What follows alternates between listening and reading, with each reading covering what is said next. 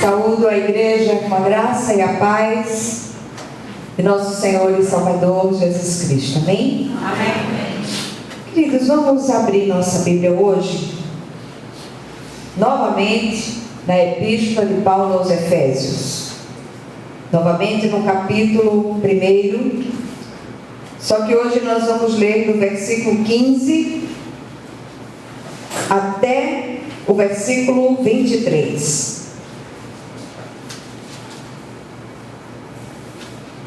Efésios, capítulo 1, do versículo 15 até o versículo 23.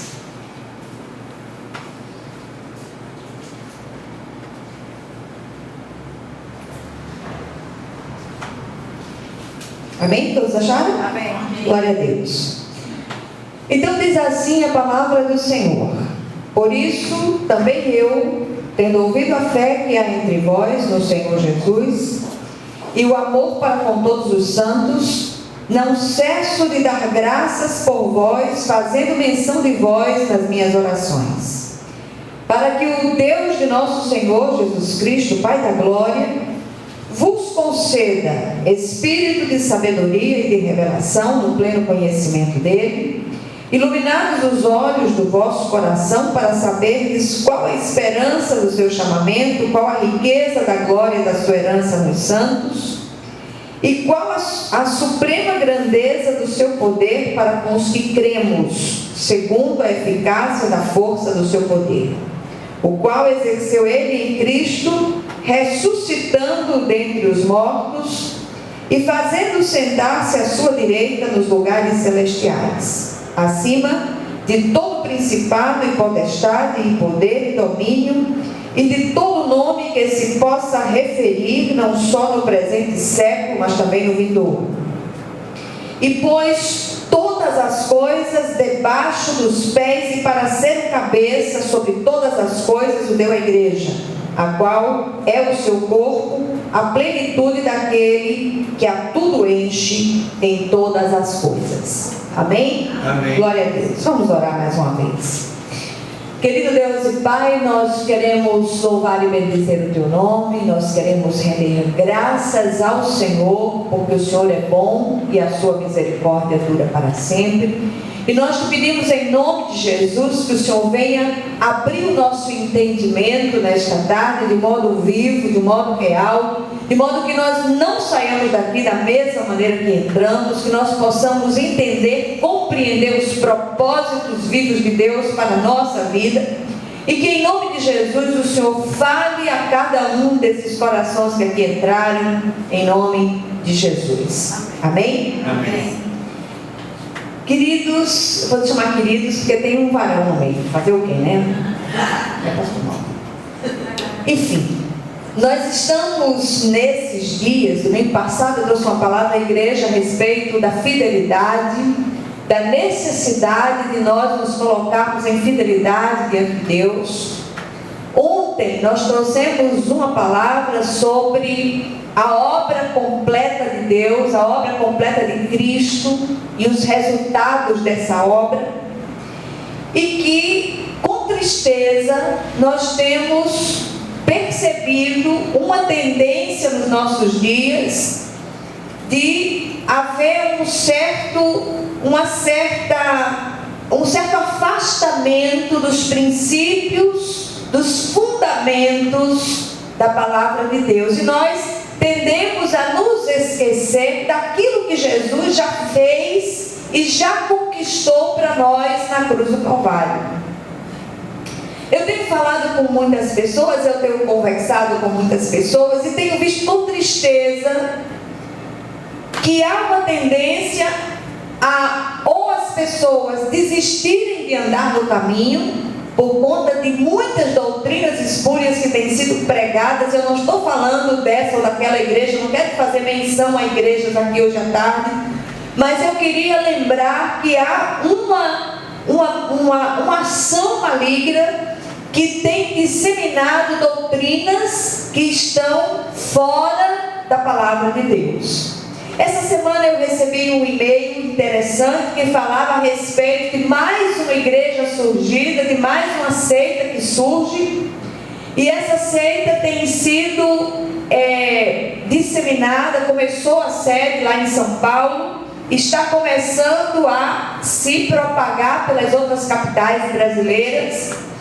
E os teólogos dizem que esta tal seita, que é a Igreja Cristã Templária, essa igreja tem sido trazido um prejuízo doutrinário muito maior do que muitas igrejas neopentecostais, que têm trazido em suas doutrinas cultos sincréticos, cultos que fazem uma mistura de elementos bíblicos, elementos do cristianismo e elementos de outras religiões, e esses elementos são colocados dentro daquela doutrina, daquela igreja, e muitos têm sido ministrados nessas doutrinas espúrias. Por isso nós temos uma dificuldade tão grande de encontrar hoje crentes que tenham pés firmados na rocha, que é Jesus. Amém. Outro dia eu disse aqui na igreja que sinto saudades de crentes fiéis, crentes que passaram por estreitos, crentes que atravessaram desertos e nunca negaram o Senhor, nunca entristeceram, nunca olharam para líderes. Há uma tendência muito grande hoje das pessoas olharem para líderes e se mirarem naqueles líderes. Nós só podemos olhar para um, que é Jesus. Amém. Jesus jamais vai nos decepcionar. Então nós precisamos aprender a ser dependentes, sim, de Cristo. Amém? Amém? Amém. E parece que essas coisas não acontecem apenas nos dias de hoje, essas coisas que nós temos visto, essa verdadeira salada espiritual, e eu costumo chamar de sarapatel espiritual, porque são tantos elementos, são tantas coisas misturadas, só a graça de Jesus. E nos dias do apóstolo Paulo, ele também enfrentava essa dificuldade que as pessoas têm de se firmarem num só caminho. Ele, falando aos Gálatas, ele traz uma palavra dura e ele diz: ó Gálatas insensatos, o que fez com que vocês se desviassem do caminho, vocês que estavam andando na graça e voltaram para novamente se enredar com coisas que não tem nada a ver com a graça de Deus? Né? Então você, olha, não pode isso, não pode aquilo, não faça isso, não faça aquilo. Para a liberdade foi que Cristo nos libertou, e nós precisamos aprender a desfrutar da liberdade dos filhos de Deus. E quando nós falávamos ontem, eu quero fazer uma ligação entre a mensagem de hoje e a mensagem de ontem. Eu acho que o Espírito está querendo ministrar isso à igreja.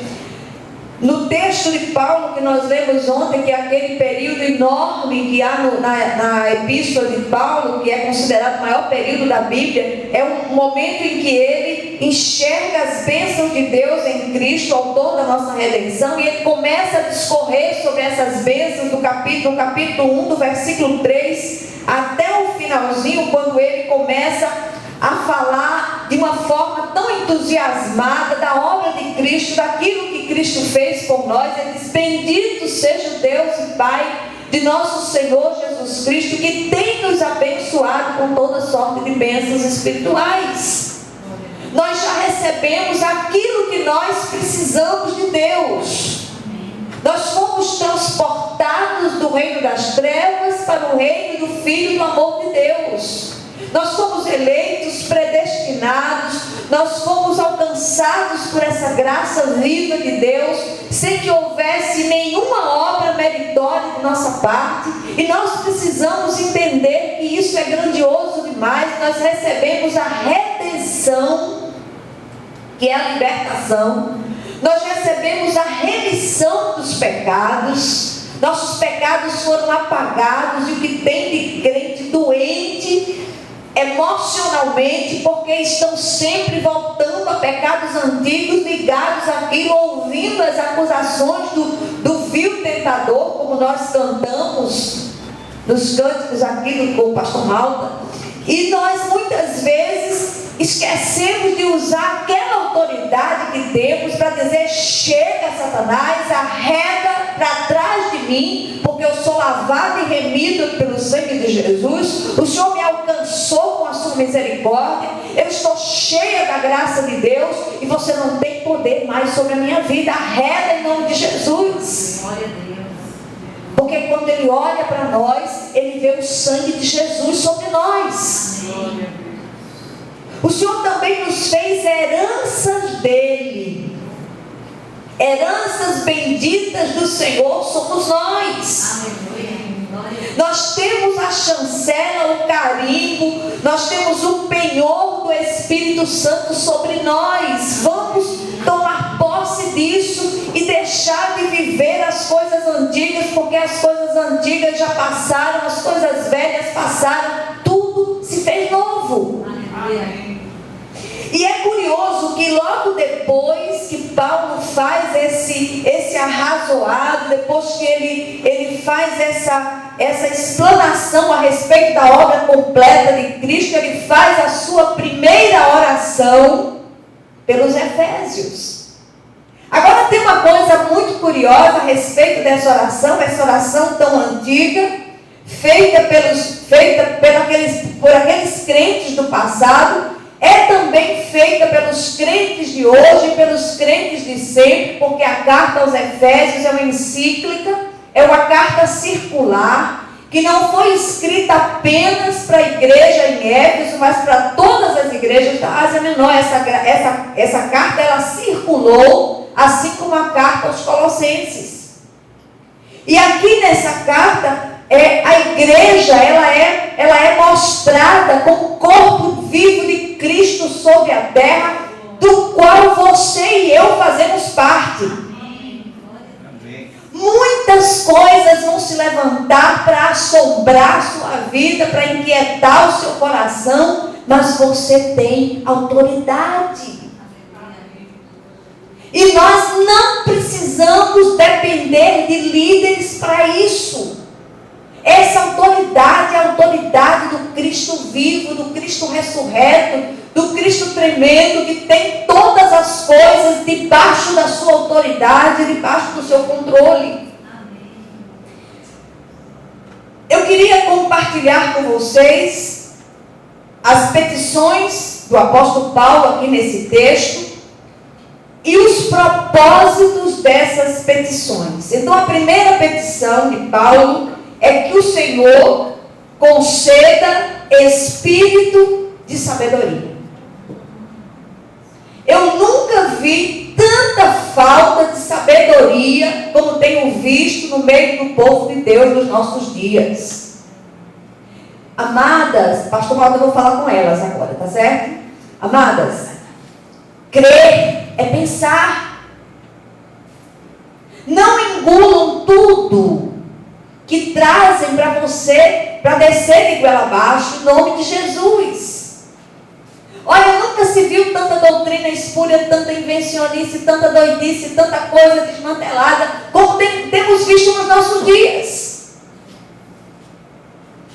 E eu achei muito interessante, porque uma irmã estava dizendo a mim: olha, pastora, eu tenho passado tantas coisas, eu tenho passado tantos desertos, eu tenho passado tantas dificuldades, são tantos os estreitos. Eu disse: glória a Deus, minha irmã, porque você faz parte do reino de Deus. Porque todos aqueles que querem viver piedosamente passarão por dificuldades, serão perseguidos, serão assolados. Bem-vindo ao reino. Amém. Sabe qual é a diferença? É que nós temos Jesus. Amém.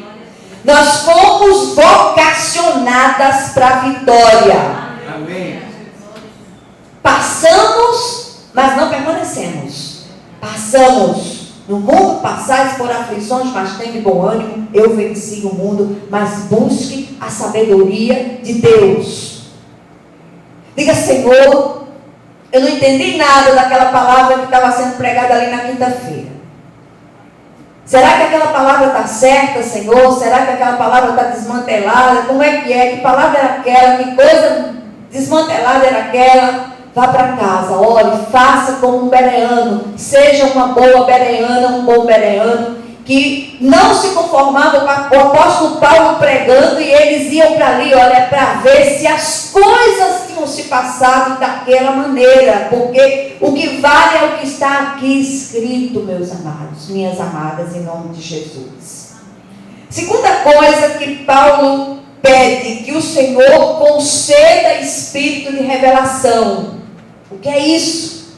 Olhos desvendados, olhos abertos, para compreender, para saber discernir aquilo que está escrito na Santa Palavra de Deus. Toda revelação está aqui, mas os nossos olhos precisam ser abertos. E ele já emenda o pedindo que sejam iluminados os olhos do nosso entendimento. Então, sabedoria e revelação, e iluminados os olhos do nosso entendimento. Muitas vezes querem que nós abracemos determinadas coisas que não dá para descer. Mas como é que eu posso discernir aquilo que está errado? Discernindo certo. Aprendendo Bíblia. Lendo a palavra de Deus. Não retalhando essa palavra. Não, eu vou pegar esse versículo falou no meu coração de uma maneira maravilhosa, leia o que está antes e o que está depois, encaixe no contexto, e não use aquele versículo por pretexto para que uma heresia seja criada, porque muitas heresias são criadas a partir de uma percepção equivocada da palavra de Deus. E eu pedir licença ao pastor para falar com as mulheres de Deus, mulheres guerreiras de Deus, mulheres que são mulheres de oração, que clamam ao Senhor, que choram na presença de Deus. Mulheres são seres espirituais de uma maneira mais especial do que os homens. E por isso, muitas vezes, correm o risco de se deixar levar por certos equívocos. Repare que quando a serpente foi tentar persuadir, ela não tentou Adão, ela tentou Eva. Porque ela se impressionou com a forma como aquilo foi colocado nos ouvidos dela. As mulheres são seres auditivos, os homens são seres visuais. E Paulo pede que os seus leitores, não só de Efésios, eles recebam do Senhor espírito de sabedoria, espírito de revelação, e que sejam iluminados os olhos do entendimento. Para que ele pediu isso? Quais os propósitos? Primeiro propósito, para que possamos conhecer plenamente a esperança do nosso chamamento. Nós fomos chamadas para ser filhos e herdeiros. E muitas vezes eu tenho uma nítida impressão, por muito colocar isso diante de Deus e não entender por que tantas coisas têm acontecido no meio do povo de Deus, me parece que muitas ações dessas são ações malignas no campo de batalha da mente das pessoas. No emocional das pessoas. Seu espírito está intocado, você é de Deus, o selo do Espírito está aí, o sangue de Jesus está sobre a sua vida, mas o seu coração, ele é enganoso. Por isso que Paulo, ele manda que nós levemos o nosso pensamento cativo a Jesus, cativo à obediência de Cristo, para que não nos deixemos persuadir por determinadas coisas e ações. Será possível que você não vai se libertar nunca? Sessões e sessões e sessões contínuas de libertação, e é cão atrás de cão, é um cão saindo, um cão entrando, um cão saindo, um cão entrando. Você é cheia do Espírito de Deus. O Espírito de Deus está sobre a sua vida. Não aceite que digam que você tem demônio. Segundo propósito, para que possamos compreender, apreciar A riqueza da glória de Cristo em nós. A riqueza da glória de Cristo em nós. Nós somos ricas. Grandes coisas tem feito o Senhor por nós, por isso estamos alegres. E você pode dizer, mas olha, eu tenho passado por dificuldades, eu tenho um problema na minha família, eu tenho um problema na minha saúde. Você vai ter vários problemas. Mas o Senhor, Ele é aquele que há de lhe dar a sua vitória em nome de Jesus. A vitória é sua pelo sangue de Jesus. O Senhor já lhe equipou com essa força, com esse preparo para você atravessar as situações e sair mais do que vencedora. E eu conversava essa semana com a irmã e ela me dizia, eu disse, irmã, olha para mim. A irmã acha que eu tenho problema. E ela dizia, pastora, sinceramente não. Eu digo, tenho certeza disso. Aí eu comecei a fazer uma pequena listinha para a irmã, das coisas que eu tenho passado, das enfermidades que eu tenho enfrentado, das lutas que eu tenho, dos temores por dentro e das lutas por fora. E a moça ficou parada assim, mas não há quem diga assim, porque ninguém vai resolver. Quem vai resolver é Jesus. Amém. E eu sei que Ele vai à minha frente como um poderoso guerreiro, porque é promessa de Deus. Amém. Quando eu encontro uma promessa de Deus, eu me penduro nessa promessa como se ela fosse um cabide. Deixa eu dizer outra coisa. Seus filhos são heranças benditas do Senhor. É bendito o fruto do seu ventre. Não importa aquilo que você está vendo. A vitória é sua, porque aquele filho, aquela filha é de Deus. O diabo tem tentado tirá-la do prumo, mas você vai lá e traz de volta, você vai contender com ele, você vai dizer solta, porque ela é de Jesus, ela pertence ao Senhor, ele pertence ao Senhor, e você não tem autoridade sobre a vida dela, em nome de Jesus, porque a autoridade sobre a vida dela é de Jesus. Amém? Terceiro propósito, para que conheçamos a suprema grandeza de seu poder para com todos os que creem, segundo a eficácia da força do seu poder. Está falando de Jesus. Você serve a um Deus vivo, um Deus que age, um Deus que interage, um Deus que interfere, um Deus que faz coisas tremendas, um Deus que está presente. Todo o poder está sobre os largos ombros de Jesus. Lance sobre esses largos ombros aquilo que inquieta seu coração. Agora deixa eu lhe dar só uma sugestão. Não partilhe as suas particularidades com ninguém. Entre no seu quarto, feche a porta. Fale com seu pai que vem em secreto, e seu pai que vem em secreto lhe recompensará. Chore na presença dele. Não difame familiares.